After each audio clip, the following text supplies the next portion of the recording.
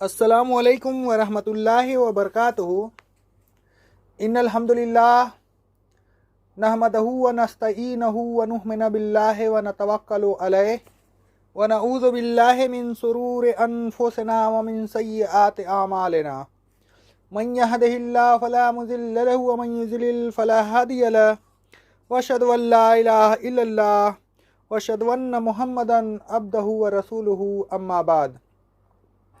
व इन्ना खैरुल हदीस किताबुल्लाह व खैरुल हदी हदी मुहम्मदिन व शर्रुल उमूर मुहदसातुहा व कुल्लु मुहदसतिन बिदअ व कुल्लु बिदअतिन ज़लाला व कुल्लु ज़लालतिन फिन्नार। अल्लाहुम्मा सल्लि अला मुहम्मदिन व अला आलि मुहम्मद कमा सल्लैता अला इब्राहीम व अला आलि इब्राहीम इन्नका हमीदुम मजीद। अल्लाहुम्मा बारिक अला मुहम्मदिन व अला आलि मुहम्मद कमा बारकता अला इब्राहीम व अला आलि इब्राहीम इन्नका हमीदुम मजीद। औज़ु बिल्लाहि अस्समीउल अलीम मिनश शैतानिर रजीम मिन हमज़िही व नफ़ख़िही व नफ़्सी। बयान चल रहा है अहकाम रमज़ान के मुतालिक। अल्लाह रब्बुल आलमीन फरमाता है सूरह बकरा की आयत नंबर 185 में, जिन चंद अय्याम के रोज़े फ़र्ज़ किए गए हैं वह माह रमज़ान के अय्याम हैं। रमज़ान ही का महीना है जिसमें कुरान नाजिल किया गया है। वह कुरान जिसमें तमाम लोगों के लिए रहनुमाई है और जिसमें हिदायत और हक व बातिल में इम्तियाज़ पैदा करने के वाज़ेह दलाइल हैं। लिहाजा जो शख्स उस महीना को पाए उसे उस महीने के रोज़े रखने चाहिए, और जो मरीज़ हो या मुसाफिर हो तो दूसरे अय्याम में रोज़े रख कर माह रमज़ान की गिनती पूरी कर ले। अल्लाह तुम्हारे लिए आसानी चाहता है, सख्ती नहीं चाहता। अलगर्ज तुमको रोज़ों की गिनती पूरी कर लेनी चाहिए, और अल्लाह ताला ने जो हिदायत तुमको बख्शी है उस पर तुम्हें अल्लाह की बड़ाई बयान करनी चाहिए, ताकि इस तरह तुम अल्लाह का शुक्र अदा कर सको। गुज़िश्ता आयत में अल्लाह ताला ने फरमाया था कि तुम पर चंद दिन के रोज़े फ़र्ज हैं, लेकिन यह नहीं बताया था कि वह दिन कौन से हैं और कितने हैं। इस आयत में अल्लाह ताला ने उन अय्याम की निशानदेही फरमा दी। अल्लाह ताला ने फरमाया वह चंद अय्याम माह रमज़ान के अय्याम हैं। मंदरजा बाला आयत की तफसीर गुज़िश्ता आयत के कुछ अरसा के बाद नाजिल हुई। जाहिर है कि दरमियानी वक्फ़ा में भी अय्यामन मादूदात का इल्म लोगों को कराया गया होगा, और वह इस इल्म के मुताबिक रोज़े रखते हुए होंगे। अब यह सवाल है कि इस दरमियानी मुद्दत में यह इल्म लोगों को किस तरह हासिल हुआ, तो उसका जवाब यह है कि वही खुफी के ज़रिए रसूलुल्लाह सल्लल्लाहु अलैहि वसल्लम को मालूम हुआ, और आपने हदीस के ज़रिए उन अय्याम की वजाहत कर दी। रमज़ान का महीना वह महीना है जिसमें कुरान मजीद नाजिल हुआ। यह रमज़ान के महीने की बहुत बड़ी फ़जीलत है। रमज़ान के महीने के और भी बहुत से फ़ज़ाइल हैं जो अहादीस में बयान किए गए हैं। रसूलुल्लाह सल्लल्लाहु अलैहि वसल्लम फरमाते हैं, जब रमज़ान का महीना आता है तो जन्नत के और आसमान के दरवाज़े खोल दिए जाते हैं, जहन्नम के दरवाज़े बंद कर दिए जाते हैं, और शयातीन जंजीरों में जकड़ दिए जाते हैं, और रहमत के दरवाज़े खोल दिए जाते हैं। ये सही बुखारी और सही मुस्लिम की हदीस थी। अब आते हैं शब-ए कदर की मुतालिक बयान में। कुरान मजीद रमज़ान के महीने में नाजिल हुआ, और कुरान मजीद ही से साबित होता है कि कुरान मजीद रात को नाजिल हुआ। अल्लाह ताला फरमाता है सूरह अल कदर की आयत नंबर 1 में, हमने इसको शब-ए कदर में नाजिल फरमाया।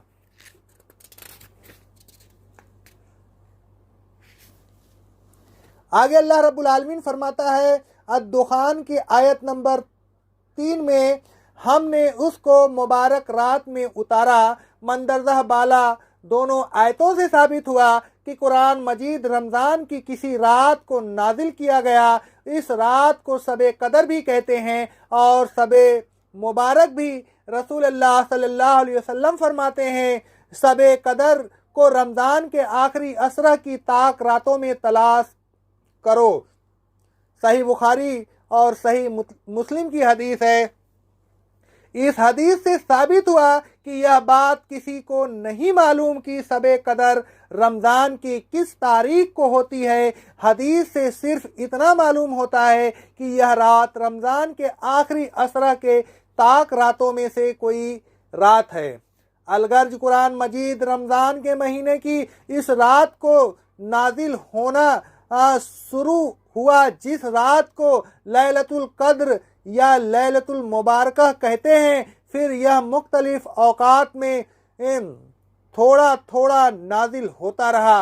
कुरान मजीद अल्लाह ताला फरमाता है सूरह अल फुरकान की आयत नंबर 32 में, काफिर कहते हैं कि उन पर पूरा कुरान एक ही मर्तबा क्यों न नाजिल किया गया। ए रसूल सल्लल्लाहु अलैहि वसल्लम, हमने उसको इसी तरह जिस तरह यह नाजिल होते देख रहे हैं नाजिल किया है, ताकि हम उसके ज़रिया आपके दिल को साबित रखें और वाकई हमने उसको ठहर ठहर कर ही आपको वही किया है, न कि इकट्ठा।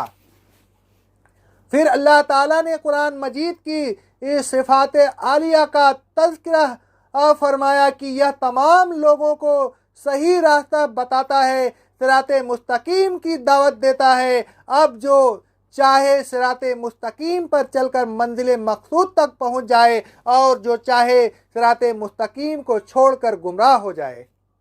अल्लाह ताला ने कुरान मजीद की दूसरी सिफत यह बताई कि इसमें हिदायत की खुली निशानियां और वाज़ेह दलाइल हैं। जो शख्स भी उन्हें सदक दिल से बगैर किसी जिद और हट धर्मी के पढ़ेगा, उस पर ज़रूर सीधा रास्ता वाज़ेह हो जाएगा और फिर वह सीधे रास्ते पर चलकर मंजिल मकसूद तक पहुंच जाएगा। अल्लाह ताला फरमाता है सूरह अनाम की आयत नंबर 157 में, तुम्हारे रब की तरफ से खुली दलील हिदायत और रहमत आ गई है। आगे अल्लाह रब्बुल आलमीन फरमाता है सूरह आराफ की आयत नंबर 203 में, यह कुरान तुम्हारे रब की तरफ से बसीरत है, हिदायत है और ईमान वालों के लिए रहमत है। आगे अल्लाह रब्बुल आलमीन फरमाता है सूरह यूनुस की आयत नंबर 57 में, ऐ लोगों, तुम्हारे रब की तरफ से नसीहत आ गई है और वह चीज़ आ गई है जो दिलों की बीमारियों से शिफा देने वाली है और तुम सबके लिए हिदायत और मोमिनीन के लिए सरासर रहमत है। कुरान मजीद की तीसरी सिफत अल्लाह ताला ने यह बताई कि वह फुरकान है। अल्लाह रब्बुल आलमीन फरमाता है सूरह आले इमरान की आयत नंबर 3 और 4 में, पहले अल्लाह ताला ने तौरेत और इंजील नाजिल की थी जिनमें लोगों के लिए रहनुमाई थी और अब उसी अल्लाह ने कुरान नाजिल किया है। आगे अल्लाह रब्बुल आलमीन फरमाता है सूरह फुरकान की आयत नंबर 1 में, बाबरकत है वह ज़ात जिसने अपने बंदे पर फुरकान नाजिल किया ताकि वह बंदा तमाम अक़वामे आलम के लिए नज़ियह बन जाए। फुरकान से मुराद वह चीज़ है जो हक व बातिल और अहले हक और अहले बातिल में खत इम्तियाज खींच दे। आगे अल्लाह रब्बुल आलमीन फरमाता है सूरह अनफाल की आयत नंबर 29 में, ऐ ईमान वालों, अगर तुम अल्लाह से डरते रहे तो अल्लाह तुम्हारे लिए वह चीज़ पैदा कर देगा जो तुम में और अहले बातिल में खत इम्तियाज खींच देगा। आगे अल्लाह रब्बुल आलमीन फरमाता है सूरह अनफाल की आयत नंबर 41 में, ऐ ईमान वालों, खबरदार हो जाओ, जो माले गनीमत तुमको मिले उसमें से 5वां हिस्सा अल्लाह के लिए है, रसूल के लिए, और अकरबा, यतामा, मसाकीन और मुसाफिरों के लिए है। अगर तुम अल्लाह पर और उस चीज़ पर ईमान रखते हो जो अल्लाह ताला ने अपने बंदे पर अहले हक व अहले बातिल में तमीज़ पैदा करने वाले दीन नाजिल की, यानी उस दीन नाजिल की जिस दिन बदर के मैदान में 2 लश्करों की मुठभेड़ हुई थी। और यह भी अच्छी तरह समझ लो कि अल्लाह हर चीज़ पर कादिर है। जिस तरह जंग बदर ने अहले हक व अहले बातिल में इम्तियाज़ पैदा कर दिया, उसी तरह कुरान मजीद भी अहले हक व अहले बातिल में इम्तियाज़ पैदा करता है। जो शख्स कुरान मजीद पर ईमान लाकर उस पर अमल करता है वह अहले हक है, और जो उसका इनकार करता है वह अहले बातिल है। अक़ौलु क़ौली हाज़ा अस्तग़फ़िरुल्लाह अस्तग़फ़िरुल्लाह अस्तग़फ़िरुल्लाह।